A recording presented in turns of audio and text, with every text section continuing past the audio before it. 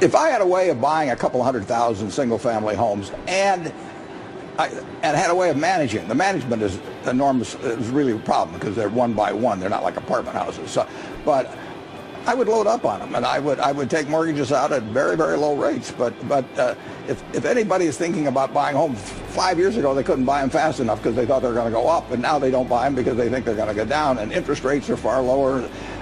It's a way, in effect, to short the dollar because you can take a 30-year mortgage, and if it turns out your interest rate's too high next week, you refinance lower, and if it turns out it's too low, the other guy's stuck with it for 30 years. So it's a very attractive asset class now.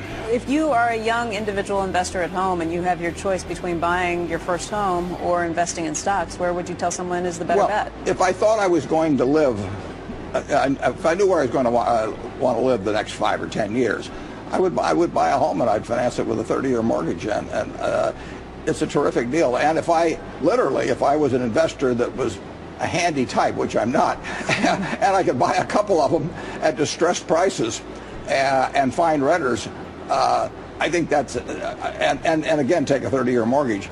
It's a leveraged way of owning a very cheap asset now, and no, I think that's probably as an attractive an investment as you can make. There's a saying, the more things change, the more they stay the same. This is what Detroit is all about, and it's what it's always been about. Detroit is a hub for innovation, creativity, and hard work. No matter what's been thrown our way, we've always persevered. It's what we do, and this is who we are. Detroit is the Paris of the Midwest and known for one of the most stunning collections of pre-Depression architecture in the world. Historic Art Deco skyscrapers blend with the postmodern buildings in our vibrant downtown.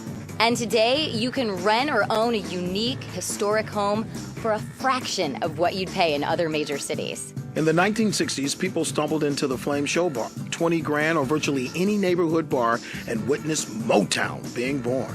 If you found yourself at the Shelter or the Majestic in the 80s, techno music would fill your ears as the genre began to be defined right here in Detroit.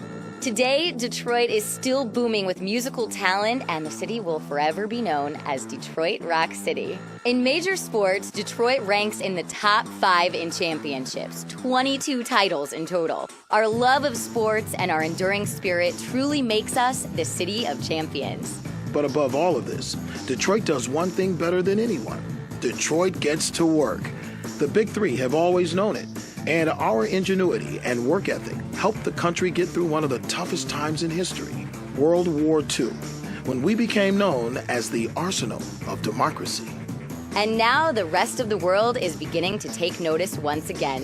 Thriving new technology companies, artistic enterprises, businesses of any type, large and small, restaurants, bars, entertainment. People everywhere are beginning to recognize that the smartest and most innovative workers thrive in the city known as the D. Family of Companies has 12,000 full-time people in downtown Detroit, where 4 years ago we had 0. So those are mostly high technology jobs, and that's a substantial amount. You have the same thing, General Motors and their growth. For the first time ever, we're seeing people inquiring about call centers and some light manufacturing. So that's going on in pockets of the city too, as we work on some of the bigger things like blight education and those things. So you're seeing both happening, and it doesn't happen overnight, but the momentum is really starting to gain here, and the city's lined up, business community, the foundations. Does it frustrate you though people think of New York, banking, Silicon Valley, of course, the Facebooks and the billion-dollar valuations? Yep. Then they think of Detroit,